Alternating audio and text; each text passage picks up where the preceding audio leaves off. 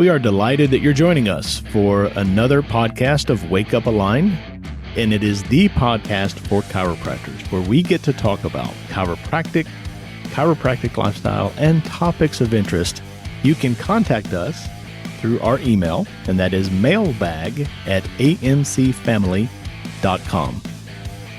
Thank you for joining us. We are here to bring another podcast of Wake Up Aligned, the podcast for chiropractors. And our hope here is to always inspire, motivate, and empower you to have a better practice, a better career, get better results with your patients, really improve in all aspects of our life. I am joined by my friend, Dr. Tara Horrall. Thank you, Dr. Tara. Thanks for coming in again today. I appreciate that. My pleasure. We're going to talk about a subject that is really important to me, and it's a subject that I presented a class on recently, and the subject is courage. Why is courage so important to you? Well, Dr. that McMurtry? was a softball question, and I tell you what, I just appreciate that so much. Courage is important because fear is ubiquitous. Fear is everywhere. That's a big word. Can you tell me what that means? It means everywhere. Good, thanks. Fear is all around. It's always lurking in the shadows. It's around every corner for people like us, people who are owning their own business in a career where we render care to the public, people who are looking to grow themselves personally, develop their mind, develop their talents, develop their heart. You know, all of those things require you and me to make consequential decisions about our future. And that future is uncertain. And because we can't see that future, we can't predict what it's going to be, fear is the most common emotion that's going to come about. Don't you think that chiropractors have extra fear too, though, because we do go against the grain in so many different ways? There's no doubt about it. Yeah. There's no doubt about it. Mm-hmm. I mean, just the fact of going to chiropractic school and saying, I'm going to be a chiropractor is really enacting in courage in itself. Yeah. Because you are a counter-cultural kind of person, Mm-hmm. you know? Even today, when I think there is more stuff and more opportunities for health and managing health and helping your body live healthy and express health, you know, vitamins. I mean, vitamins were non-existent 60, 70 years ago. Yeah. Vitamins are everywhere. Gyms where you work out. Even today, when there are more people working on health, chiropractors are still kind of like third string Mm-hmm. in some cases. So courage is important because fear is always there. Now, we had a focal topic recently on faith, Mm-hmm. and very quickly, I'm not going to do a whole faith thing again, but faith is about dispelling the fear, right? Mm-hmm. So fear shows up if you have faith, like a spiritual faith or a faith in your own talents and abilities, or a faith in the instruction or the advice you've been given. You open that door that fear is knocking on with that type of faith, that fear will disappear, Mm-hmm. right? Fear cannot exist in that presence. But there are moments in our life where our faith is shaky. Mm-hmm. We're not sure we have enough. I'm not sure my God is big enough, as crazy as that sounds. I'm not sure those people who told me to do this and do it with everybody else really know what they're talking about. Mm-hmm. Well, in those moments, if you want to do battle with that fear, courage is your best way to go about it. Because courage is not the absence of fear. It's moving forward in spite of it or in the presence of fear. Mm-hmm. Okay. So that's why it's so important. Like if you had a virus that showed up at everybody's doorstep almost every single day, you'd want to know how to fight that virus all the time. Well, that's what fear is. It's around the corner for so many of us. I think where I want to start today is just talking about bravery versus courage. Bravery and courage, they're synonyms in a way, Mm-hmm. but they're not exactly the same. So think of this. Think of courage is the strength to endure or persevere or withstand. It's like, you got the stuff to hold steadfast. And you're doing that strength to endure, persevere, or withstand danger, fear, or difficulty. Bravery, on the other hand, is having or showing strength to face that danger, fear, or difficulty, right? So one is about endurance and perseverance. The other is just having or showing the strength to do that.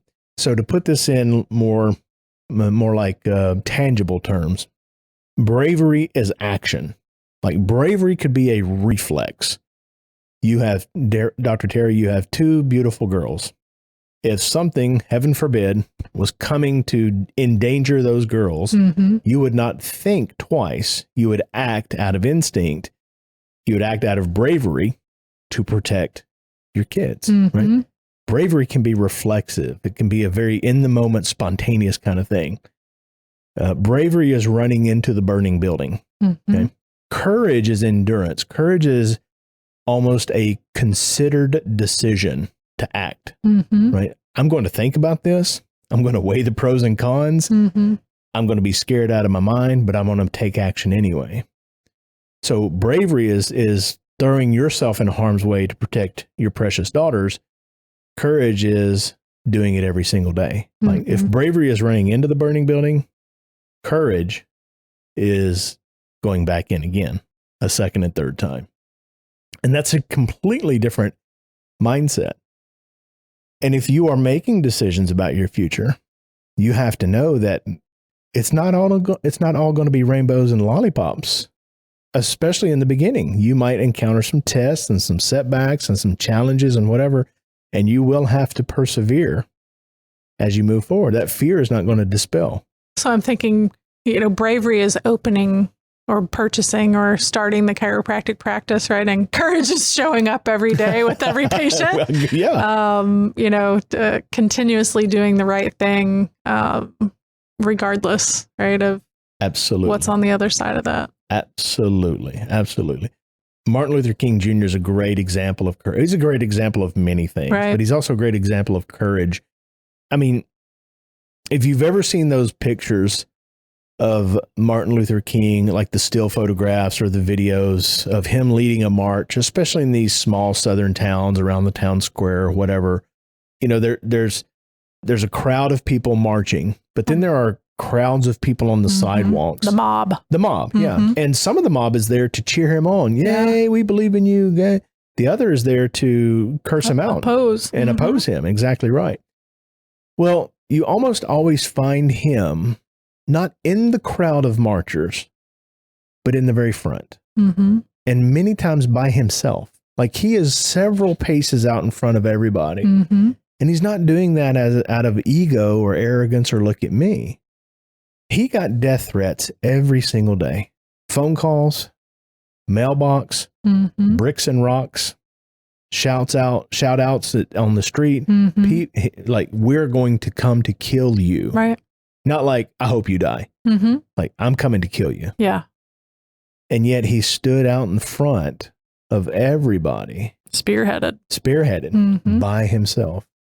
Now, anybody who can put a pistol in a pocket could be on that sidewalk. And a street is what, 20 feet across maybe? You can cover 10 feet of ground and put 2 or 3 slugs in somebody's chest before anybody has a chance to react to that. That's courage, right? That is him making a decision that I'm getting these death threats, but this purpose, this mission, this reason, this calling is so profound that I'm not going to cower away from that. And I don't think anybody's ever asked him this, but I would suspect he's almost out in front of like that to protect the people. If someone were to attack, right, at least those stray bullets wouldn't hit the crowd. Imagine that. That's courage. What's sad about that, what makes me feel really insignificant about that is I'm not getting death threats. You're not getting death threats. Chiropractors are not getting death threats. You know what we're afraid of? We're afraid of what somebody might think about us. Oh, you're about the money. Oh, you charge this. Oh, you want me to do those long care plans and you this. And we are in our own head about what they think. Right. The truth is, you don't know what people are thinking. And it's not your business. It's none of your business. And if you do their thinking for them, right, there's no way that possibly what they're thinking or not. And even if you were asked somebody, we live in kind of a polite society. Sure. So if I ask you, what do you really think about me? Face to face, you're probably going to say, oh, I find you to be, passable or acceptable or whatever it is. I really like you. But I might not say that to you too. Yeah, you might not say that. Most people don't say that to me. Just kidding. But in reality, that may not be true at all. Mm-hmm. They may say one thing to your face and think something else and say something else to somebody else. It's a prison of our own doing to keep ourselves in confined and chained because of what somebody else might think. Mm-hmm. There's no courage in that at all. Yeah. Right.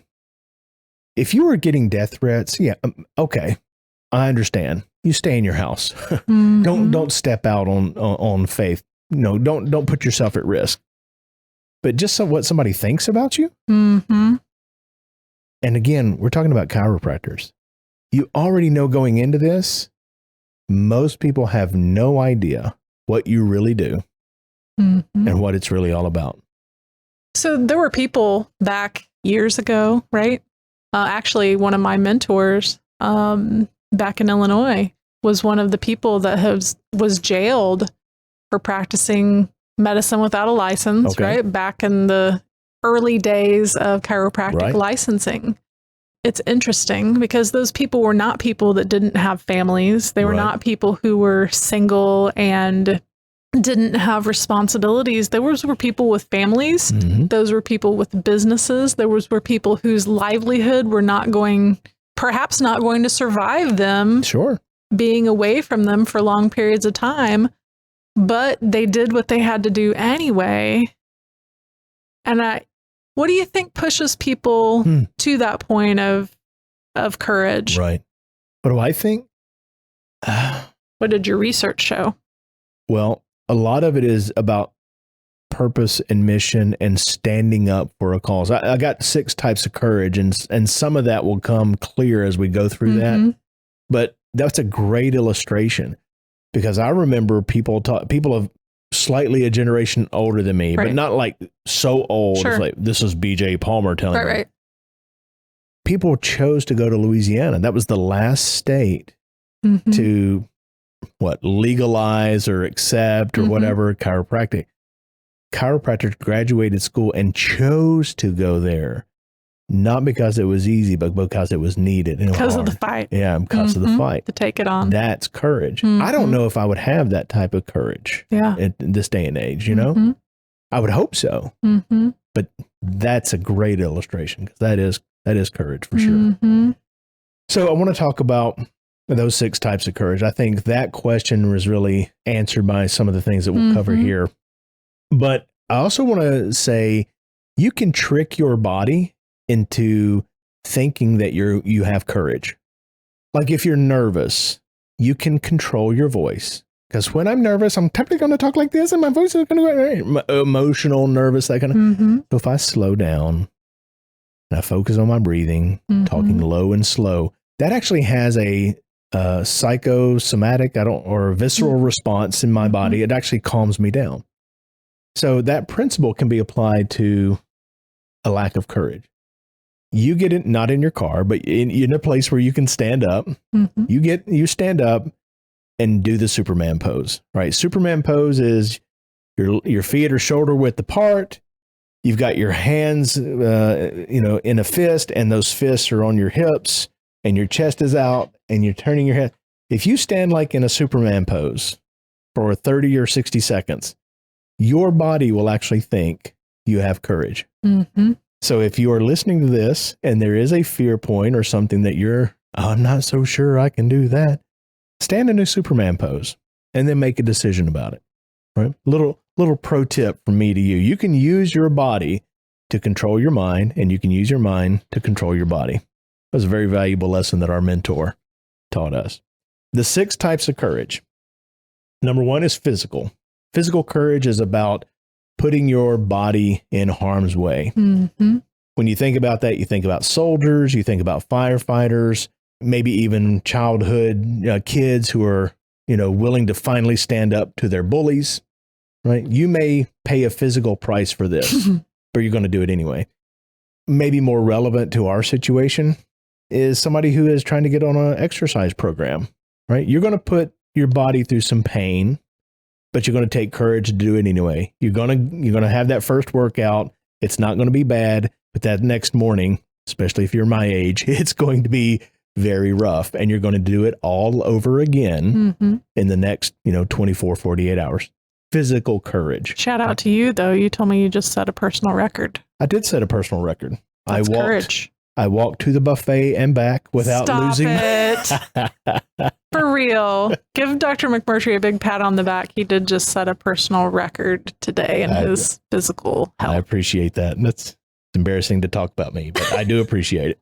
I can't find a lot of examples in the chiropractic practice that talk about physical courage, because I'm not putting my body at risk to tell a patient what they need. In my career, I never had anyone strike me, slap me, spit in my face, hit me, right? There was no physical courage necessary. Now, maybe some of you have dealt with situations where you are being abused. You are having physical issues, not in your chiropractic practice, but there's physical courage out there. Number 2 is emotional courage. Emotional courage is the courage to confront and deal with your feelings in a healthy and productive way. Dealing with your feelings in a healthy and productive way. It doesn't say that you're not going to have bad feelings or bad days. You are. You're living a life like the rest of us. But you have to deal with those in a constructive way. Here's an example. So you have a heated fellowship with your spouse, your favorite pet passes, your mother and father pass away, right? Really, really emotional events. Do you just tell all your patients that week, hey, I can't come in, I'm not helping? Is that fair to them? No. You control that emotionally.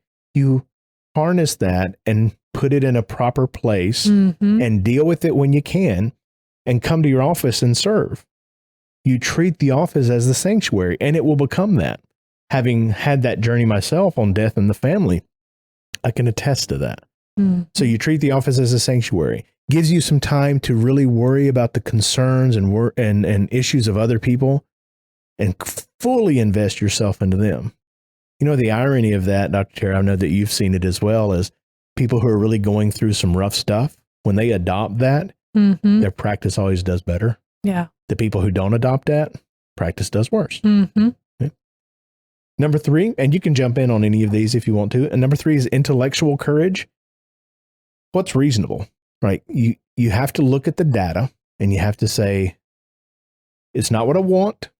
That's not the data I was hoping for, but the data is what it is, and I have to make a decision about it. And many times those decisions aren't the easiest or the most comfortable. It'd be like you're looking at your own, first of all, keeping your own statistics. That's for right. those of us who don't like to do that, right? That's right. And then actually looking at them and being non-emotional, right? That's right. And being able to go, okay, the reality is I am not doing X, Y, or Z. That's right. That needs to be done. And then moving ahead to do that. We see this with patients too. Sometimes patients were going to show their diagnostic imaging. Hey, I've got your diagnostic imaging. I understand what's wrong, causing your problem. Would you like to see your films? Well, I don't know.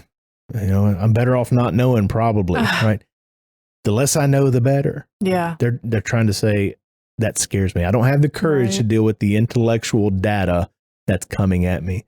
Great point on, your stats. And if you're not keeping stats, my goodness, how would you know how to make a decision? Is it by the feelings or the whims of the day? Tell you where I see this being applied or not applied is when it's time to raise fees, when there's the decision to remain or get out of insurance networks. Oh, yeah. Yeah. People wanting a wellness-based practice, not even knowing what their patient visit average is. Right. Or what a patient visit average is. Or what that stat even means. So you have to look at that data and be able to make the decisions based on that, not based on, well, this is what I would really like to do. Right? That data is your driver. That's intellectual courage. Social courage is like courage in the social situations in society, standing up for yourself, standing up for others in society. I know chiropractors who are actually stronger with social courage for their patients than they are themselves. Mm-hmm. Like, I will stand up for my patients. Like, you can say whatever you want to about me, but you're not going to say that about my patients. Mm-hmm. You're not going to treat my patient.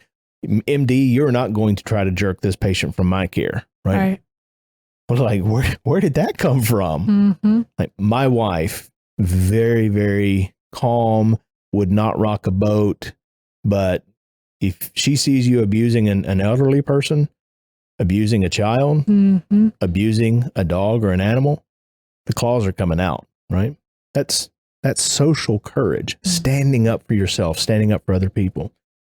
And when I thought about that when applied to the chiropractic office or the chiropractor, I thought about our mentor again. Mm-hmm. This is a quote from him, and he made us say this: I will never let anyone put me or chiropractic down. Mm-hmm. I will never let anyone put me or chiropractic down. He wasn't trying to get us to be arrogant and egotistical or look for battles. Bullies. Yeah. He was just trying to get us to not cower. Right. So many of us tend to be intimidated by the MDs for whatever reason, right? Mm-hmm. I would love to reach out to MDs and say, hey, this is what we do and this is how we can help. And when your patients could benefit from this. Yeah, I think it's funny. I've had conversations with people that said, well, within your group, you always like to refer to people as doctor. Mm-hmm. I mean, I see this as how many people come out of school. This is an example, Mm-hmm. right? How many people come out of school and they're so afraid as a chiropractor to be Dr. Right. Whoever, right? Dr. Tara or Dr. Horrall. Mm-hmm. And it's they have to take that point of courage to even step out, right? And not be intimidated.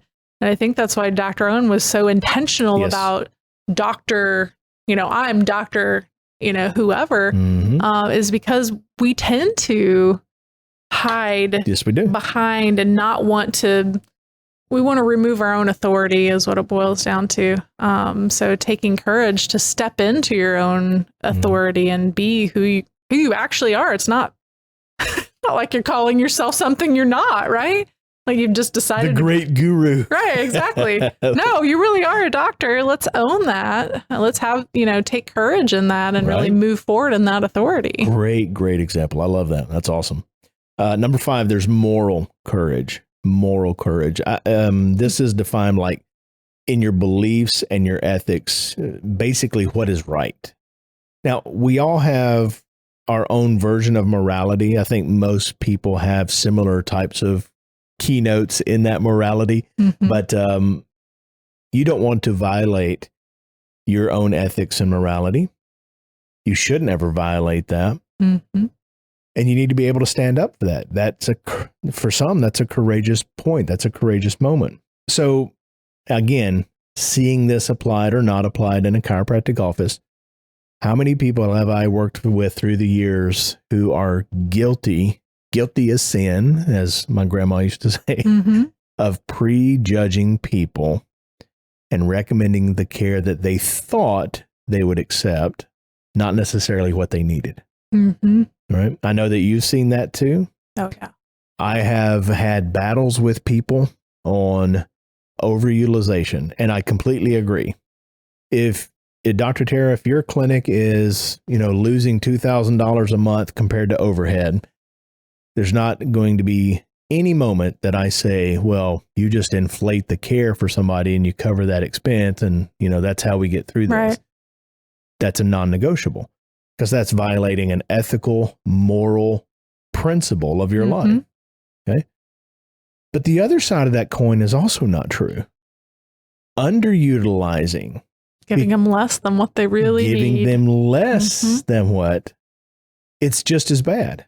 It's two different sides of the same coin. And I see people get virtue wrapped around them, nobility wrapped around them because, well, I would never do those re-examinations because that's just whatever. But bull, you know what? Baloney. Baloney, there we go. if you're going to fuss at overutilization, we're all going to have an agreement that, yes, that is not proper. We don't want to do that. Can we at least be honest with ourselves about underutilization and having courage in that moment? Pretty big sticking point for me. Why so? Underutilization. Well, I mean, if you really think about it in moralities, in the terms of morality, you're getting money from the patient. You're giving them less than what they need. So they're actually still not getting the best results that they could get. You're still creating a situation where the value that you've taken from them is not getting the results that they could have gotten. And really robbing them of that miracle because of your fear of giving them the best is, like you said, it's just as much negative as being their banker, right? And or overutilizing and overcharging and doing things that you really shouldn't be doing, really. And it's really all for the sake of really trying to be their, like I said, trying to be their banker and trying to forecast what that patient actually, what you think that patient wants you to give them. This is one of those things that just fires me up, because if people will come in and they'll say, well, the doctor said I needed a CT scan, but they didn't, they didn't think I would want to pay for it or whatever. Like, I don't know, if I had a brain tumor and you thought that I really actually needed that and you didn't recommend it because you thought that I wouldn't want to pay for it. Let's be real about that. Dispelling what I actually need for the sake of my pocketbook is a detriment to my health and my life and my family's health and life. And that's just as immoral. Yes, of course it is. As overutilization. That underutilization virtual play, right? That virtue signaling about underutilization. Like you're the standard bearer for everybody because of that. That's a very cheap paint job on a very corrupted house. Yeah. A rotting house because you have fear about money and being thought of as being money grubbing. That's all that is, right? That's all that is. I don't want my mechanic making those decisions for me. You tell me what my car needs so it can be safe for my family. I will decide if it's worth it or not. Yeah. But don't you make the decision for me, right? All right, last one here, and that's spiritual courage. Of course, spiritual, we think about spiritual and God and, universal intelligence, but really for the chiropractor, I'm thinking about your innate and your creative flashes and your gut feelings and your little voice. Many times it takes a lot of courage to listen to that little voice. That in my world, that's God within us, telling us, encouraging us, imploring us to be the person that he wants us to be. And that's not an easy journey, right? I am not promised comfort in my walk with God, but I'm promised that if I lean into him, he will mold me. Yeah. Right? So what is that whisper in your life, chiropractor? Right? Listener, what is that whisper in your life that will not be extinguished? You need to pay attention to that. And if it scares you, if it gives you some fear, if it makes you think, well, I'd have to take courage to do that, that's probably the right one, right? That's the one you should be paying attention to. Reminds me of a message that someone that I mentor sent me this week about taking the courage to, this person's really struggled with an associateship, if you want to call it that, a position that they took at a Fortune 500 franchise of chiropractors. I love how we're avoiding any liability issues with that phrasing. And, the frustration with really not being able to give those patients continuity of care and really feel like she's able to give them her best. And she struggled with it since the day she walked in the front door of that place. And, anyway, I won't go too much into detail, but this week I got you know what? I'm breaking free of that. That is not in my integrity to do that any longer. And, she's really having to take some spiritual courage and listen to those, not just the whispers, her innate and her Holy Spirit were screaming at her from the get-go, like, this is way off base here and you need to run for your life. And, she's, I'm proud of her for taking courage despite the fear in that. Awesome. Well, I hope whoever that is listening and she's recognizing her shout out. That's her. Yeah. Yes, that's absolutely right. So let me wrap it up with this. Courage is about facing those fears, your fears, and being scared, but doing it anyway. That's the essence of this whole message. It's basically doing what others would not dare. Imagine if every chiropractor had that on their mirror every single day. I dare to do what others dare not do. What an amazing future that person would have. What amazing future our profession would have. You asked me, why was this important, or, why do I want to talk about this in the beginning? I want every single chiropractor to live their dreams, live their potential, serve up to their capacity to serve. I want them to walk in abundance daily on that. It's very important to me, right? You know that from knowing me so long. Well, if they will take faith and apply that when fear shows up, or use courage when faith is not quite enough, then every single person who leans into that and invests in it will have never, ever in their future, will never have another fear-based limitation for the rest of their life. What a world that would be. What a world that would be. Amen. So that's why this is important, right? Because it's all around us, the fear. It's around every corner. It's around every decision. But you have faith, and where faith isn't enough, you can take courage. And for the rest of your life, whether you're listening to this in your 20s or you're listening to this in your 60s, doesn't really matter. For the rest of your life, you will never have a limitation born out of fear. Thank you for joining us on this message of courage. I hope that this will help you, and I hope that you'll use this. If you need somebody to help you with your courage, if you need somebody to help you with your courage, Aligned exists for you. You can reach us through our mailbag, and that is mailbag@amcfamily.com. Until we talk next week, God bless. Follow our show. You can share it with friends, of course, and we'd love for you to contact us at mailbag@amcfamily.com. In addition, you're always invited to attend or join us at a summit. Of course, registration is required. And we would love for you to check out the loads of free content we provide to social media every single week. Until next time.